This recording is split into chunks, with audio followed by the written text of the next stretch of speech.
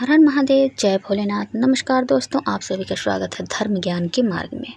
अच्छे लोग दुखी क्यों रहते हैं और पापी पाखंडी लोग हमेशा क्यों सुखी रहते हैं और मौज उड़ाते रहते हैं? उसके दो कारण हैं। महादेव ने बताया है, दोनों ही कारण मैं आपको आज बताती हूँ। सबसे पहले अच्छे लोग दुखी क्यों रहते हैं, एक कहानी के माध्यम से जानते हैं। दोस्तों, एक नगर में एक विधवा स्त्री रहती थी। उसकी 3 छोटी छोटी बेटियां थीं। जवानी में ही उसके पति गुजर गए थे। तीनों छोटी छोटी बच्चियों को पालने का भार बेचारी उस अबला पर चढ़ गई थी। बच्चों को लेकर यह विधवा जाए तो कहाँ जाए, कुछ काम धाम भी नहीं कर सकती थी। ऊपर से समाज की उल्टी सीधी बातें उसे कुछ नहीं करने देती थी। बेचारी लाचार उस महिला का कोई सहारा नहीं था। वह अपने पति को याद करके उन बच्चियों को जैसे तैसे पाल रही थी। पति के गम में बीमार पड़ गई। उसे न उन बच्चियों की चिंता थी और न ही उसे अपनी चिंता थी कि क्या होगा, कैसे इनका पालन पोषण होगा। उनकी बातों को सोच सोच कर एक दिन उसकी तबीयत बिगड़ गई। उसका अंतिम समय निकट आ गया। धर्मराज का एक दूत उस विधवा स्त्री के प्राण लेने धरती पर आया, लेकिन वहाँ का नज़ारा देख वह दुविधा में पड़ गया। उसने देखा महिला ज़मीन पर पड़ी हुई है और उसकी तीनों बेटियाँ उसके ऊपर सिर के ऊपर खड़ी है। यह देखकर उसको दया आ गई और वह बच्चियाँ अपनी माँ को रो रो कर जगा रही थी। फिर दूत ने सोचा, इनका पिता पहले से ही मर चुका है। अगर मैं इस स्त्री के प्राण को लेकर गया तो यह बच्चियाँ किसके सहारे रहेगी, कौन इनका पालन पोषण करेगा। यह सोचकर वह देवदूत और स्त्री के प्राण लिए बिना ही लौट गया। धर्मराज कहता है, तुम तो उस स्त्री के प्राण लेने गए थे, फिर खाली हाथ कैसे आ गए? तब देवदूत कहता है, हे स्वामी, मेरी गलती को क्षमा करो। मेरी गलती को क्षमा करना। मैं चाह कर भी उस स्त्री के प्राण नहीं ला पाया। अगर मेरी जगह आप होते तो शायद आप खाली हाथ ही लौट कर आते। मैं उस महिला की बच्चियों का दुख नहीं देख पाया और रो कर उन बच्चियों का बुरा हाल है। उन्हें वहाँ कोई देखने वाला भी नहीं था। यदि मैं उस महिला को ले आता तो उन बच्चियों को कौन देखता, कौन उनको पालता पोसता। पृथ्वी लोक मनुष्य तो इतने स्वार्थी हो गए हैं पृथ्वी लोक पर कि बिना मतलब के तो कोई किसी का सहारा भी नहीं बनता। यदि कोई मदद भी कर देता है तो वह बदले की उम्मीद रखता है, फिर उसे अपने आसान के नीचे जीवन भर दबाकर रखता है।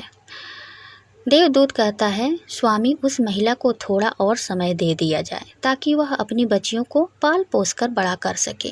देवदूत की बात सुनकर धर्मराज ने उसे डांटते हुए कहा, अरे मूर्ख, ईश्वर की बनाई गई सृष्टि में ना कोई एक क्षण घट सकता है और ना कोई बढ़ सकता है। उसकी मर्जी के बिना ना उसे जीवन दे सकते हैं और ना समय से पहले मार सकते हैं। ईश्वर जो करता है सबके साथ अच्छा ही करता है।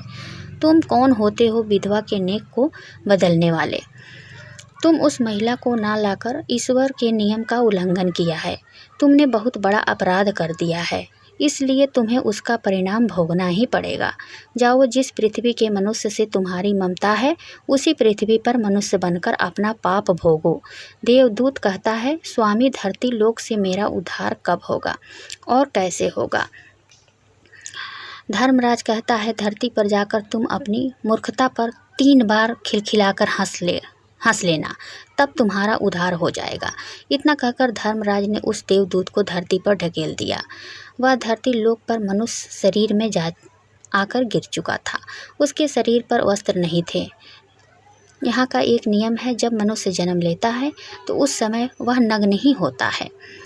देवदूत ने जन्म तो नहीं लिया और वह निर्वस्त्र ही एक सड़क के किनारे बड़ा ठंड से ठिठुर रहा था। वहीं से एक मोची गुजर रहा था। वह मोची अपने बच्चों को ठंड से बचाने के लिए कपड़े लेने जा रहा था। रास्ते में ठंड से ठिठुरते एक नग्न व्यक्ति को देखकर उससे दया आ गई। उसने अपने बच्चों को तो कपड़े नहीं लिए, लेकिन उस देवदूत को कपड़े और कंबल जरूर खरीद लाया और कपड़े लाकर उस देवदूत को दिया। देवदूत कहने लगा, भाई, आपने मुझे कपड़े देकर मुझ पर बहुत बड़ा उपकार किया है, लेकिन कपड़े देकर आपने मुझे ठंड से तो दूर कर दिया। अब मैं कहाँ जाऊँगा? ना तो मेरा कोई घर है और ना कोई परिवार, ना कोई भोजन है, ना कोई संसाधन है मेरे पास।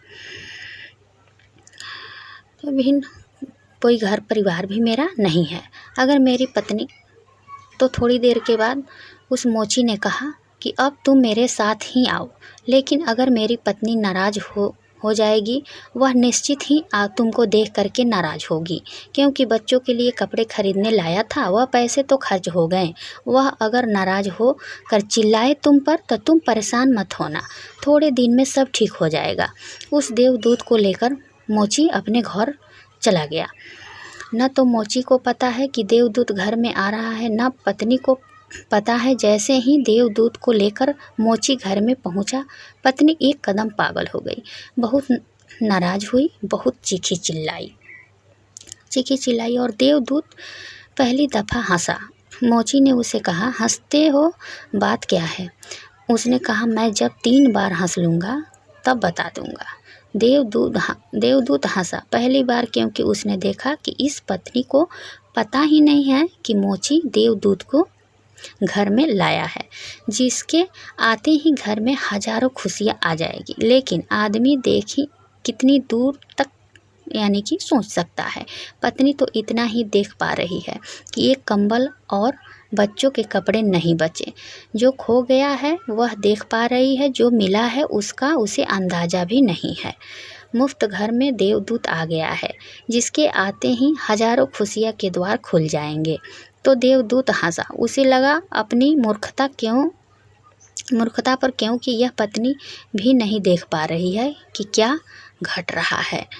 जल्दी ही, क्योंकि वह देवदूत था, 7 दिन में ही उसने मोची का सब काम सीख लिया और उसके जूते इतने प्रसिद्ध हो गए कि मोची महीने के भीतर धनी होने लगा।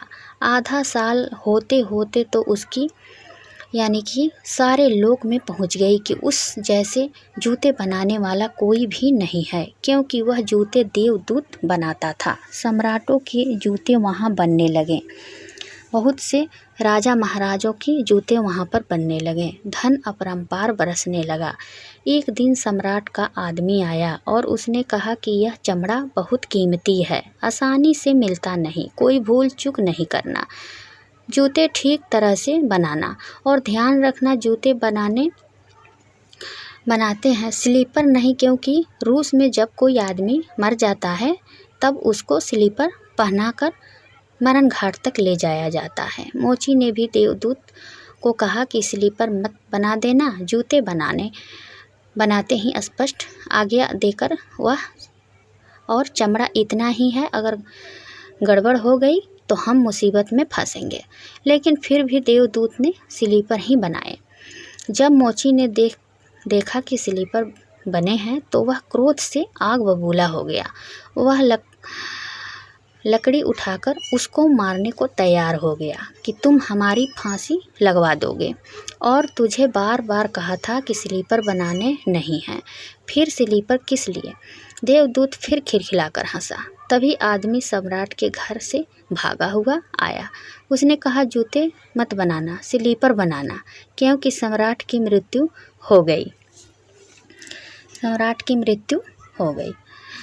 ऐसे उसने कहा, जो जूते बनाने के लिए दिया था। भविष्य अज्ञात है, सिवाय उसके और किसी को ज्ञात नहीं है। आदमी तो अतीत के आधार पर निर्णय लेता है। सम्राट जिंदा था तो जूते चाहिए थे, मर गया तो स्लीपर चाहिए। तब वह मोची उसके पैर पकड़कर माफ़ी मांगने लगा कि मुझे माफ़ कर दे, मैंने तुझे मारा। पर उसने कहा, कोई हर्ज नहीं, मैं अपना दंड भोग रहा हूँ। लेकिन वह हंसा। आज दोबारा मोची ने फिर पूछा कि हंसी का कारण? उसने कहा कि जब मैं 3 बार हंस लूँ। दोबारा हंसा, इसलिए कि भविष्य में हमें ज्ञात नहीं है, इसलिए हम आकांक्षाएं करते हैं जो कि व्यर्थ है।